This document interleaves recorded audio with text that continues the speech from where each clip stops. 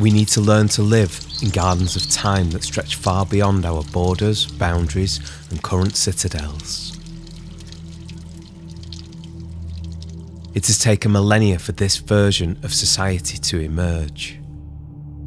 From a weary forager who learnt to cultivate and sustain themselves from the land in a single place 10,000 years ago, we have taken more and more from the world which nourishes us. Many suffer when it has the ability to provide all for everyone. We now need to sow seeds that cultivate a better future for generations 10,000 years down the line.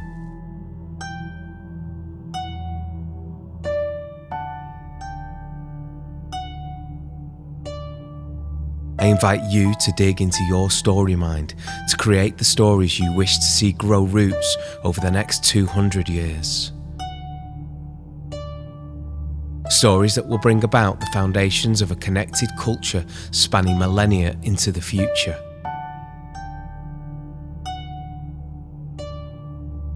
I believe that it is within our power to write the stories we currently live by writing the stories to live by. My own stories are born out of a moral grounding that stems from two places: respect and love.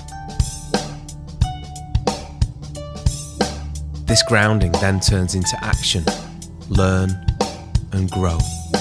Feel free to use these as the grounding for your stories, but find, where necessary, the sparks of change within you that need to come out, the stories that have to be told.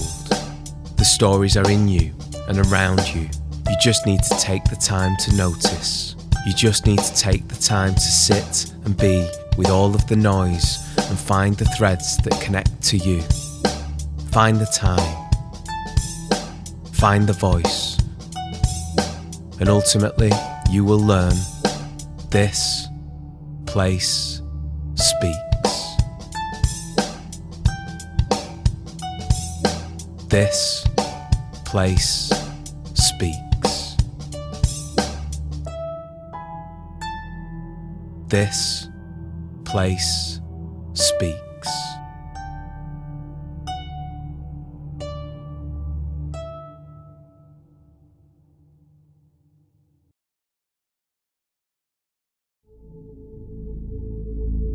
The weary forager was our last ancestor to roam the lands to survive.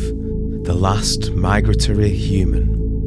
They lived in a time 10,000 years ago at the end of the last ice age, when Doggerland connected this island to the mainland of what is now called Europe. Up until the cessation of the ice age, we roamed with the seasons. We roamed for food. We roamed for shelter and warmth. This was a time of deep connection and understanding of the way the world and its many integrated parts worked in harmony as a whole. We are still part of this great web of life, but over the millennia we have allowed our human fears to seek to control and tame the great web of life for our own means. Now, don't get me wrong, this was a hard way to live. Food was sometimes scarce, the winters were often harsh, and technology was extremely basic. Stone Age tools were still the must-have gadgets, and our feet the only mode of transport. But we had strong communities, we had deep connections to and reverence of the world around us. The rivers were gods, the mountains were gods. The very essence of life was held within the reverence of godliness. Through this connection, we already knew where things grew, and the changing climate allowed us to gradually cultivate habitats in one place. We began to shape environments and moved seeds to allow them to grow. We gradually changed our relationship with livestock. Instead of following them, we reared them behind fences and tamed them to live on our schedules. These changes all happened over thousands of years and were done so with an equality of human and other than human entities. Our gods were still the land, the rivers, and the world around us. That reverence of nature nurtured a respect for the land and cultivated a stewardship of nature, not a control of nature. Fast forward 10,000 years, and like gods, we try to bend and shape the world to our will. But we are not gods. We are frail, delicate, and scared human beings who need to get back to a place of connection with the world we are such an integral part of.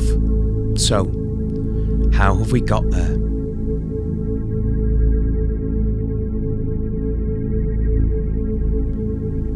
The human species has learned many technologies since the first of our ancestors settled in place and began to farm the land.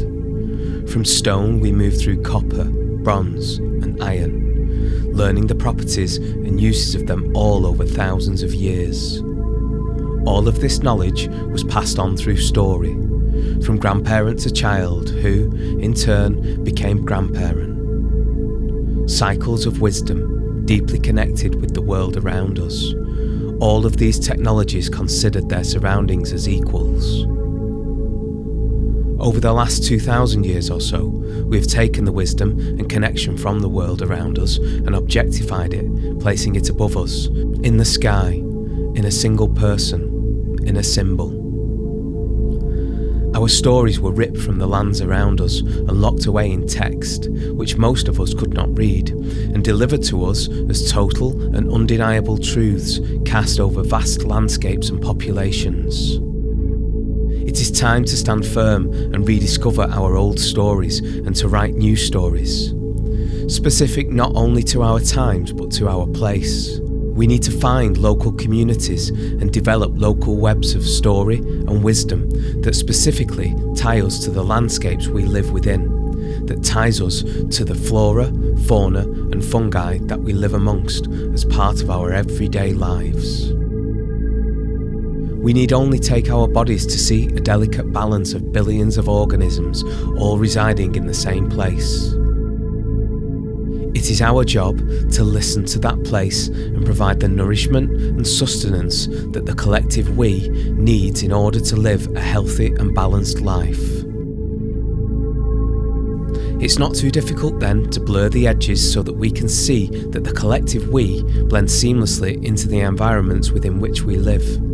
And if we listen really carefully, we can tune in and listen to that place and hear the stories residing in it.